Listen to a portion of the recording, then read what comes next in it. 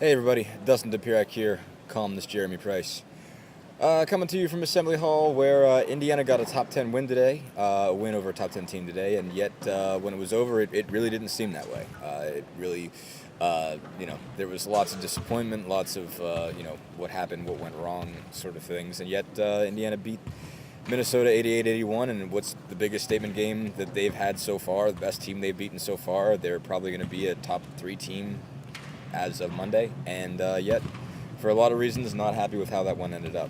No, it was really a bizarre game when you think about it. I mean, the first half was literally the Spectacular. best that IU Incredible. could play, and the second half was arguably right at the worst that IU could play. And I guess the good news for them is they found a way to come out with a win. Yeah.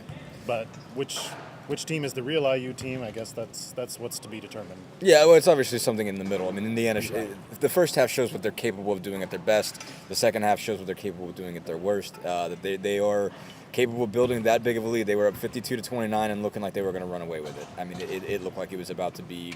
It didn't look a lot different at that point than some of the other non-conference games you saw. I mean, they were. They were on Qdoba pace at that point, basically. And it was, I mean, the first half just in every way was exactly what Indiana wants to do, the way they want to operate, the way they want to play. They were getting, offense off of defense. I think they caused, 12 turnovers in the first half. Victor Oladipo was an absolute maniac on defense, turning that into fast breaks. Cody Zeller was playing very tough and winning that battle with Trevor Mbakwe. Jordy Hulse was getting defended really, really hard by Austin Hollins. At some point, he just said, "The heck with it. I'm shooting as soon as I have any air," and he shot from about 28 feet from about the top of the key and drilled it. And from that point on, it was just they just blew up. I mean, it was like Minnesota was kind of stunned by that shot, and Indiana just blew up basically and just kept doing everything they wanted to do. Yogi Ferrell had a phenomenal first half. 13, I think it was 8 points and 7 assists in the first. Christian Watford was nailing threes. Everything was going right, and then the second half hit, and not so much. Yeah, the first half was each person, as far as the starters were concerned, at least. They didn't get much from the bench today. Yeah, not much Even from the Sheehy. bench. But all the starters were doing all the things you expect of each one of those guys. Were maximizing the best parts of their game. Right, during absolutely. that first half. And then the second half, I don't know if it was just. I mean, I guess you're bound for a little bit of a letdown when you have a big lead like that. And combine that with Minnesota, I thought really did a nice Pressed job of exceptionally well. attacking and really being aggressive in that second half, and not just kind of settling in and going, boy, I hope we hit some threes to get back into it. They really made a concerted effort to get back into it.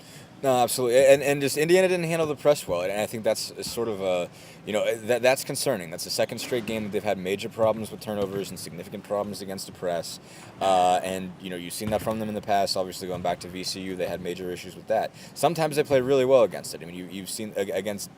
Not that great of presses last year. You saw them able to beat it, and this time they weren't getting easy buckets the way they should have. Just looked confused in a lot of cases when they were against the press, just making just dumb passes against it, not being careful, not being careful when they should have been, not being aggressive when they should have been. Just didn't hit it the way that you would think they know how. But Tom Crean took on some of the blame himself, said he should have screened more.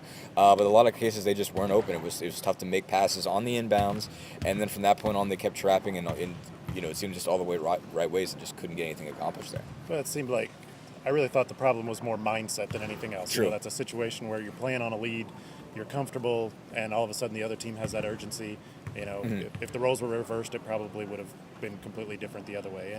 And in a closer game, maybe IU goes with a little bit of a press themselves to kind of counter that a little bit and kind of change the momentum. But they weren't making a lot of shots, is the thing. I mean, they were 6 for 21 in the second half, and 20, what were they?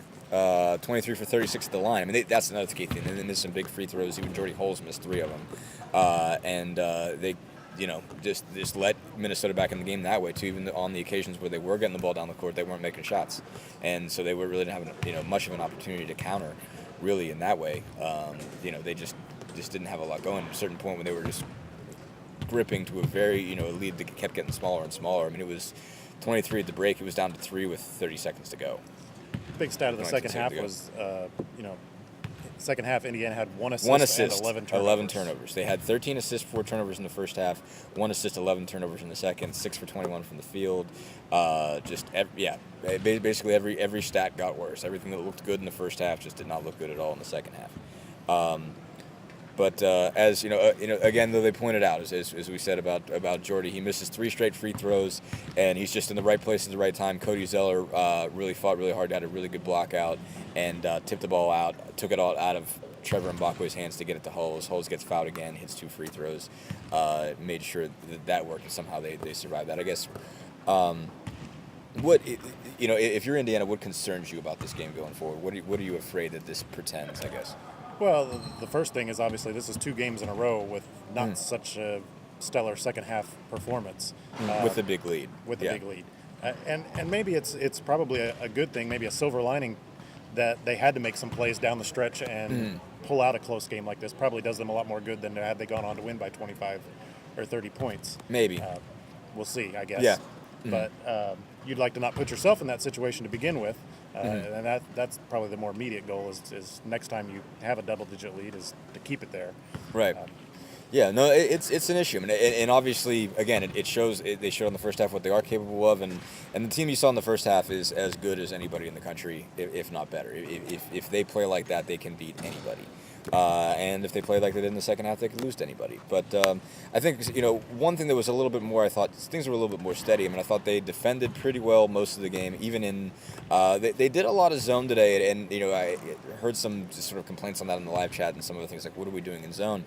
But in a lot of cases, I thought they played well in it. I thought it was something that worked out well for them. I think they were able to pack it in. They were able to rebound, I thought, really well out of the zone. I mean, they win the rebounding battle, and that was really key today. That was the big thing that everybody talked about. Minnesota came in the best offensive rebounding team in the Big Ten. They were still able to get, in the country, actually, they were still able to get 15 offensive boards. But Indiana wins 36-34 in the boards. They were able to do that pretty well. Held Minnesota 46 in the first half, percentage-wise shooting 42.5 in the second half, 43.9 for the game. I thought it did okay for them. I thought it was useful for them.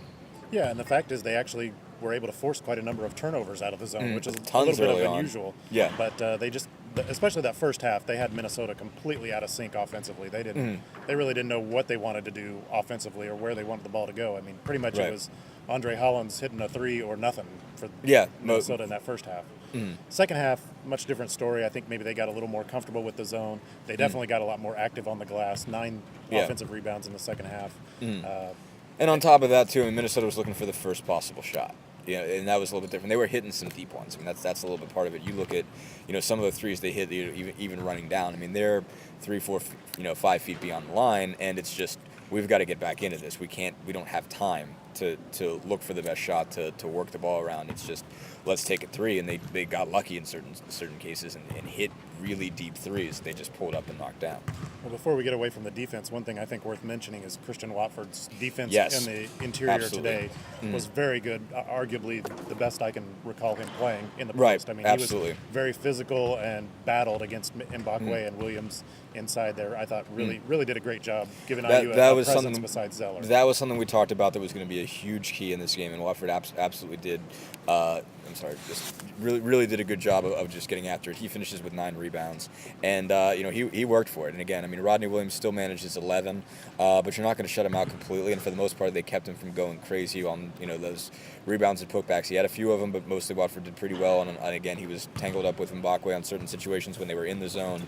It was more kind of Minnesota determining who was going to guard who as opposed to Indiana. Right. But in both cases, Watford and Zeller really held their own against both of those guys, and that was big. And they managed to keep it together. When they went to bigger lineups off the bench. In all cases, Indiana did a good job on the perimeter. And Zeller with Mbakwe, who's probably as much of just a big muscular dude as you're going to face in the Big Ten, held up well. I mean, again, Mbakwe still gets 13 points and 10 boards. You're not going to shut him out. There's a good chance he's going to get a double-double even on a good night by you. But, I mean, he wasn't overly dominant to the point that he took over the game.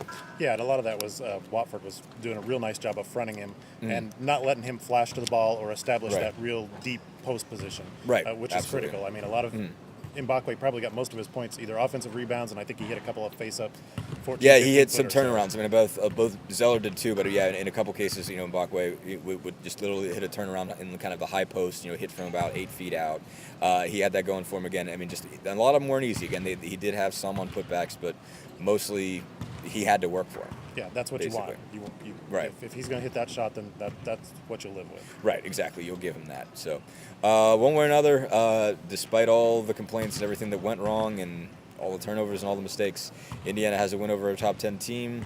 They're 15-1, and they're going to be probably, I would say, number 3 as of Monday. So, we'll see. Thanks, guys.